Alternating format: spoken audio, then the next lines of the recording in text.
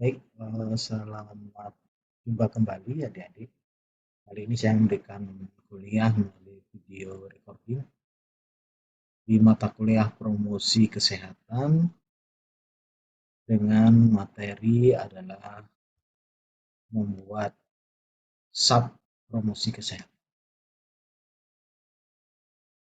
Disiapkan perangkat kuliahnya, alat tulis jika diperlukan, dan perlengkapan lain yang diperlukan. Baik, sub ini adalah akronim dari Satuan Acara Penyuluhan. Satuan acara penyuluhan yang dibuat dalam rangka untuk melakukan promosi kesehatan kepada masyarakat. Definisinya adalah sebagai berikut. SAP merupakan seperangkat acara penyuluhan yang akan dilakukan yang mencakup keseluruhan unsur-unsur promkes yang meliputi topik, tujuan, sasaran, narasumber, metode, serta cara evaluasinya. Satuan acara penyuluhan ini digunakan untuk media promotif pencegahan dan juga mempromosikan proses rehabilitatif. Karena belakangan ini ternyata proses rehabilitatif itu juga memerlukan enforcement, memerlukan dorongan, memerlukan sosialisasi, memerlukan promosi. Karena terkadang ketika seorang sudah nyatakan sembuh dari sakitnya, proses rehabilitatifnya tidak dilaksanakan dengan tuntas. Nah, ini tentu saja akan menjadi kendala bagi peningkatan derajat kesehatan masyarakat secara keseluruhan, gitu ya. Jadi SAP digunakan dalam promosi kesehatan sebagai media pencegahan dan juga rehabilitatif, sosialisasi rehabilitatif. Nah, tahap pembuatan SAP saya menjelaskan dari apa saja unsur-unsur inti dari SAP. Yang pertama adalah adanya pengkajian dan penetapan isu. Itu mutlak dilakukan dalam rangka untuk menentukan satuan kegiatan, satuan acara penyuluhan yang akan dipakai. Sehingga apa yang mau dilakukan penyuluhan ini berdasarkan pengajian dan penetapan. Nah, kita bisa menggunakan salah satunya menggunakan metode fishbone analisis, gitu ya, dalam menetapkan efek atau isu, kemudian mencari kausanya, mencari penyebabnya. Kemudian yang kedua adalah unsur pelaksana yang meliputi pembuatan TIU, TIK, dan metode. TIU itu adalah tujuan instruksional umum, TIK tujuan instruksional khusus, dan juga metode pelaksanaan penyuluhan. Yang metode ini meliputi materi dan juga matris kegiatan.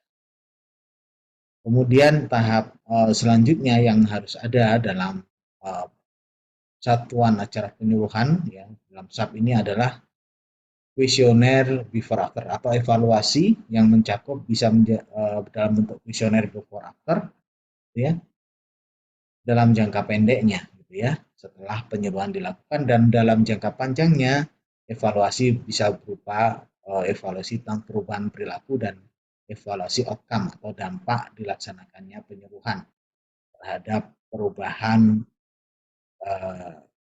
perilaku dan perubahan situasi dan kondisi yang diharapkan menjadi lebih baik karena sudah adanya penyuluhan kesehatan. Nah, saya akan masuk ke bagian unsur yang pertama, itu pengkajian penetapan isu SAP.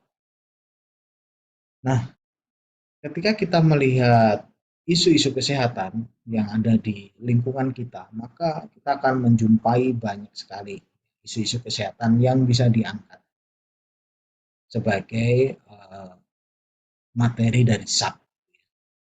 Nah, bagaimana cara mengangkatnya? Yang pertama, kita harus mengidentifikasi aspek perilaku apa terhadap materi yang akan kita pilih. Karena promosi kesehatan itu berkaitan dengan perubahan perilaku. Perubahan perilaku sebelumnya menjadi perubahan perilaku yang semakin sehat, semakin produktif, semakin mencegah penyakit gitu ya. Dan semakin meningkatkan derajat kesehatan. Jadi yang diintervensi itu adalah perilaku. Kita tahu perilaku itu ada 3 domain, yaitu pengetahuan, sikap, dan praktek atau tindakan. Nah, kita bisa pakai metode Fishbone. Ini salah satu contohnya. Misalnya ini Fishbone tentang obesitas. Di tulang ikan utamanya adalah meliputi medical reason atau aspek-aspek dari sisi medis, kemudian ada dari sisi genetik, kemudian dari kurangnya pengetahuan tentang perilaku diet, gitu ya, dan kurangnya aktivitas fisik. Dari sini muncul beberapa isu-isu yang bisa digunakan dalam rangka untuk mencegah obesitas. Misalnya dari perilaku diet, ya.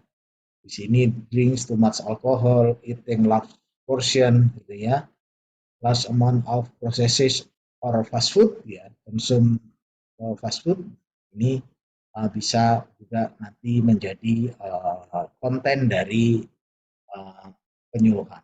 Kemudian dari sisi genetik, ya, adanya large appetite inherit from the parents, gitu ya. Ada resiko terjadi obesitas karena genetik, gitu ya. Rare condition that can cause obesity, kondisi yang jarang yang bisa menyebabkan obesitas ini. Kemudian ada certain medicine, hypothyroidism, ya, dan adanya sindrom ini, ya, sindrom Cushing.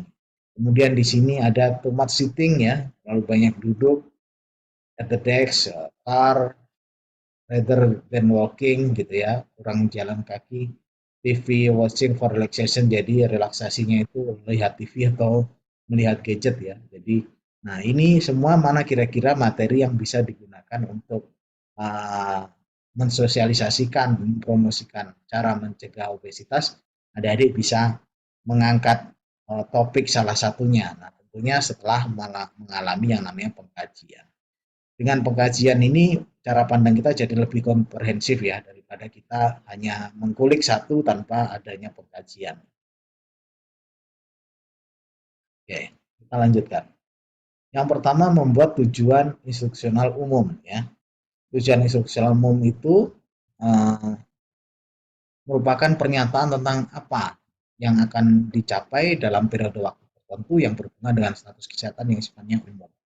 Kata-kata yang sering digunakan itu adalah memahami, mengetahui, menguasai, menggunakan, mempertimbangkan, dan sebagainya. Sehingga di sini ada contoh, ya. Setelah mendapatkan penjelasan tentang obesitas, peserta dapat memahami, saya spotlight kuning, ya, memahami kata kerjanya ini, pengertian dan pemahaman mengenai obesitas termasuk gejala yang menyertai dan cara pencegahan obesitas itu sendiri.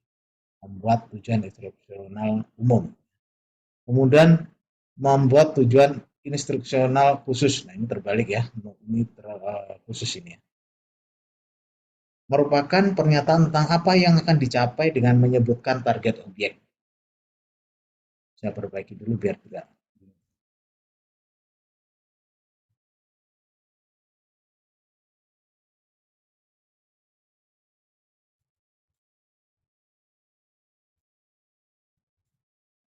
Ini khusus, yang di atas tadi adalah umum.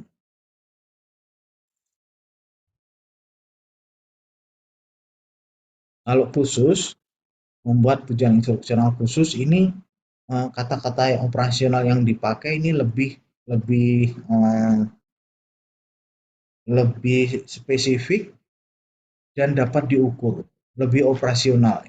Merupakan pernyataan tentang apa yang akan dicapai dengan menyebutkan target objek, audiensnya siapa, indikator tingkah laku yang diharapkan, atau sesuatu yang dapat diukur. Contohnya, membuat tujuan internasional khusus. Setelah mendapatkan penjelasan tentang obesitas, peserta dapat menjelaskan pengertian obesitas, menyebutkan gejala obesitas, mendemonstrasikan cara mengukur indeks massa tubuh untuk mengukur tingkat obesitas, menghubungkan berbagai aktivitas sehari-hari yang menyebabkan risiko obesitas. Ini, ya, berbeda, ya, dengan tujuan umum tadi. Kalau tujuan umum itu cenderung pemahaman, knowledge, ya. Kalau di sini sudah merupakan attitude atau sikap dan praktis atau tindakan. Kemudian selanjutnya adalah membuat metode, ya. Metode ini yang pertama adalah membuat materi, yang kedua adalah membuat matriks kegiatan. Membuat materi itu artinya membuat sub-sub apa yang akan dibahas dalam kegiatan penyuluhan tersebut. Misalnya di sini ada 5. Pengertian obesitas, mendemonstrasikan cara mengukur MT, gejala obesitas, cara mencegah obesitas, risiko kesehatan obesitas. Materi ini nanti bentuknya akan seperti ini adik-adik. Materinya nanti akan seperti ini. Jadi pengertian obesitas, kemudian langkah-langkah tentang cara mengukur MT, kemudian gejala obesitas, cara pencegahan, resiko kesehatan obesitas, dan referensi, ya, referensinya. Nah, saya kembali lagi ke slide saya. Nah, selain membuat materi, kita juga harus membuat matriks kegiatan. Seperti apa matriks kegiatan? Matriks kegiatan itu bentuknya tabel. Ya, matriks kegiatan penyuluhan. Di sini ada nomor, waktunya, 5 menit kegiatan penyuluhan dan kegiatan peserta. 5 menit, apa ini pembukaan, memperkenalkan diri, mungkin pakai icebreaker game gitu ya, menjelaskan tujuan penyuluhan, melakukan waktu, menyebutkan materi penyuluhan yang akan diberikan. Ya, kemudian ini senyum sapa salam, ya peserta menyambut, mendengarkan. Kemudian setelah pembukaan, suasana cair, dilanjutkan 15 menit tentang materi. Ya. Kemudian setelah 15 menit materi, yang terakhir adalah evaluasi. Di sini menanyakan pada peserta tentang materi yang diberikan dan reinforcement kepada peserta. Bisa menjawab dan menjelaskan pertanyaan. Ini biasanya di sini diberikan door prize atau diberikan uh, apresiasi ya bagi peserta yang bisa menjelaskan kembali apa yang sudah dijelaskan oleh fasilitator penyuluh. Ini matriks kegiatan seperti ini. Nah, kemudian yang terakhir adalah evaluasi. Evaluasi bisa dilakukan dalam 2 cara, bisa tanya jawab atau diskusi, atau bisa juga mengisi kuesioner ya. Kuesioner before after, sebelumnya penyuluhan diberi kuesioner dan sesudahnya. Nah, ini harus bisa terukur. Misalnya evaluasinya menjelaskan kembali, peserta menjelaskan kembali obesitas, mendemonstrasikan kembali, menjelaskan kembali gejala, menjelaskan kembali cara mencegah obesitas, menjelaskan kembali resiko kesehatan obesitas. Ini misalnya tanya jawab seperti itu ya. Nah, nanti adik-adik saya minta membuat uh, sub gitu ya, satuan acara penyuluhan. Ini formatnya seperti ini. Tetap ada halaman judul ya. Ini sampel ya. Kemudian dosen pembimbingnya siapa, disusun oleh siapa, nama prodinya, tahunnya. Nah, kemudian seperti ini ya, satuan acara penyuluhan sub promosi kesehatan obesitas. Topiknya obesitas, pokok bahasan mencegah obesitas, target sasaran misalnya remaja tingkat SMP. Hari, tanggal, waktunya kapan, tempatnya di mana. Kemudian TIU-nya ditulis di sini, TIK-nya ditulis di sini, materinya ditulis di sini, metodenya di sini ada ceramah, diskusi, demonstrasi pengukuran MT, kemudian ada media, yaitu alat dan bahan, ada leaflet, flipchart, timbangan badan, mungkin pengukur tinggi badan, dan timbangan untuk IMT ya. Kemudian bagaimana evaluasi itu dilakukan ya, itu dijelaskan di sini. Kemudian kegiatan penyuluhan yaitu membuat matriks kegiatan penyuluhan. Nah, seperti yang tadi kita jelaskan. Kemudian pada bagian akhir ini ada materi yang dilampirkan. Materi ini harus dikuasai oleh fasilitator yang akan menyampaikan penyuluhan tersebut. Sehingga sebelum turun ke lapangan untuk melakukan penyuluhan kesehatan, ini sudah harus dipersiapkan supaya nanti apa yang disampaikan dan apa yang menjadi tujuan dari penyuluhan itu bisa diperoleh ya, bisa diperoleh bersama-sama antara fasilitator dengan masyarakat atau dengan audiens, sama-sama memperoleh hasil dari penyuluhan tersebut ya. Nah, ini lengkap ya, materinya lengkap, padat ya, dan singkat gitu ya. Ini langkah-langkah cara mengukur IMP-nya. Sehingga fasilitator harus menguasai dulu ini gitu ya. Sampai cara pencegahannya, tip mencegah obesitas gitu ya.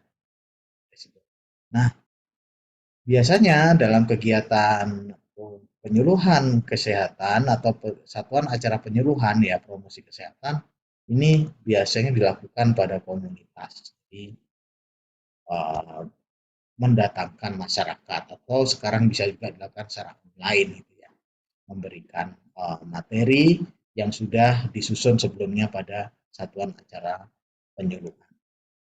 Begitu mungkin adik-adik pada promkes kali ini, tentu saja sebagai tugas adik-adik saya minta untuk membuat satuan acara penyuluhan dengan memilih topik-topik tertentu dengan menggunakan metode pengkajian misalnya Fishbone atau boleh pengkajian yang lain sehingga nanti adik-adik bisa merancang sebuah satuan acara penyuluhan dan nanti mungkin juga nanti akan kita praktekkan ya dari satuan penyuluhan yang sudah adik-adik buat nanti